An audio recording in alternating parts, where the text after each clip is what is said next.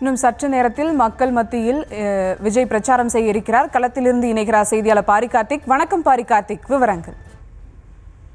வணக்கம். இன்னும் சற்று நேரத்தில் திருவாரூரில் நடிகர் விஜய் தற்போது பேச இருக்கிறார். ஏற்கனவே இன்று காலை தனது இரண்டாம் கட்ட சுற்றுப்பயணத்தை துவங்குகிறார். ஏற்கனவே திருச்சி, அரியலூர் உள்ளிட்ட மாவட்டங்களில் பேசிய விஜய் தற்போது இன்றைய தினம் நாகை, திருவாரூர் என 2 மாவட்டங்களிலும் பேசுவதற்காக ஏற்கனவே அனுமதிக்கப்பட்டு நாகை முடிந்து தற்போது திருவாரூர் வந்து கொண்டிருக்கிறார். திருவாரூர் வரும் விஜயை பல இடங்களில் பல முனையிலிருந்து பொதுமக்கள் வரவேற்று வண்ணம் இருக்கிறார்கள். குறிப்பாக திருவாரூரை பொறுத்த வரைக்கும் தெற்கு வீதியில் பொதுவாக அரசியல் கட்சி தலைவர்கள் அதிகமாக மீட்டிங் போடும் முக்கியமான இடமாக கருதப்படுகிறது. அதாவது அதிக பஜார்கள் உள்ள பகுதியாகவும் இது காணப்படுகிறது. எனவே இன்று காலை முதலே தொடர்ச்சியாக பொதுமக்களும் மற்றும் ரசிகர்களும் இங்கே குவிந்த வண்ணம் இருந்தார்கள். இதன் காரணமாக தற்போது நாம் பார்க்கும் திசையெல்லாம் மக்கள் கூட்டமாக திருவாரூர் முழுக்க காட்சியளித்துக் கொண்டிருக்கிறது. தற்போது நாகையிலிருந்து விஜய் வரும் தூரம் கிட்டத்தட்ட ஒரு மணி நேரத்துக்குள்ளாக ஒரு வாகனம் நாகையிலிருந்து திருவாரூர் வந்து விடலாம். ஆனால் விஜய் மக்கள் வெள்ளத்தில் தொடர்ச்சியாக வந்து கொண்டிருப்பதால் கிட்டத்தட்ட இதுவரை எதிர்பார்த்த நேரத்தை விட அதிகமாக நேரம் ஆகியிருக்கிறது. அதன் காரணமாக இன்னும் சில மணி நேரம் அவர் திருவாரூர் தெற்கு வீதி வருவார் என்று எதிர்பார்க்கப்படுகிறது. ஏற்கனவே அரசியல் ரீதியாக அவருடைய இந்த பேச்சானது முக்கியத்துவம் வாய்ந்ததாக கருதப்பட்டது. நாகையில் அவர் பேசியது மிகுந்த கவனம் ஈர்க்கக்கூடிய விஷயமாக இருந்தது. அதன் தொடர்ச்சியாக தற்போது மக்கள் வெள்ளத்தில் திருவாரூர் வந்து கொண்டிருக்கிறார். நாம் பார்க்கும் இடங்கள் அனைத்து இடங்களிலுமே கிட்டத்தட்ட முழுமையாகவே இளைஞர்கள் பட்டாளம் சூழ்ந்திருக்கிறது.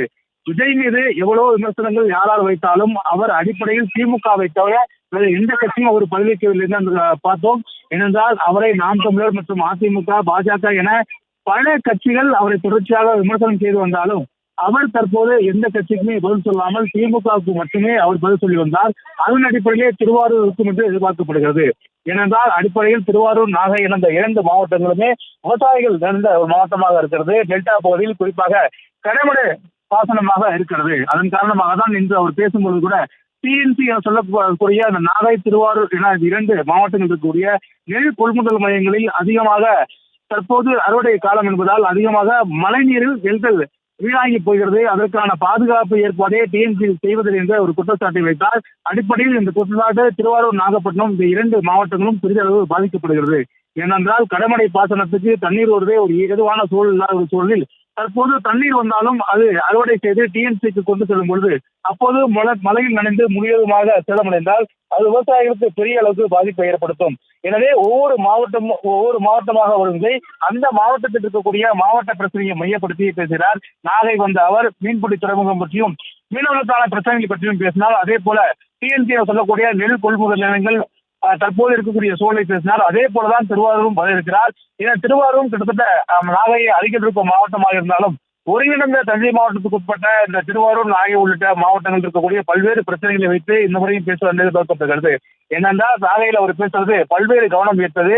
ஒவ்வொரு முறையும் விஜய் இவர்கள் செய்தார்களா என கேட்டாலே தவிர அந்த மாவட்டத்தில் இருக்கக்கூடிய பிரச்சனை என்ன, எதை அவர்கள் சொன்னார்கள், எதை அவர் செய்யவில்லை என்ற ஒரு கேள்வி மிகப்பெரிய அளவுக்கு வந்துள்ள நிலை அதை விளக்கமாக அவர் பேசினார். அந்த விளக்கத்தின் அடிப்படையில் பல்வேறு விஷயங்கள், அதாவது நாகையில் பாதிக்கப்படக்கூடிய பல்வேறு விஷயங்களை அவர் சுட்டிக்காட்டி பேசினார். குறிப்பாக அவர் கூறும் பொழுது நாகூர் மருத்துவமனையில் பிரசவத்துக்கான மருத்துவர்களே இல்லை என்ற ஒரு மிகப்பெரிய குற்றச்சாட்டை வைத்தால் அப்படியாகத்தான் தற்போது திருவாரூரை பொறுத்த வரைக்கும் இங்கு இருக்கக்கூடிய பிரச்சனைகளை மையப்படுத்தி பேசுவார் என்று எதிர்பார்க்கப்படுகிறது.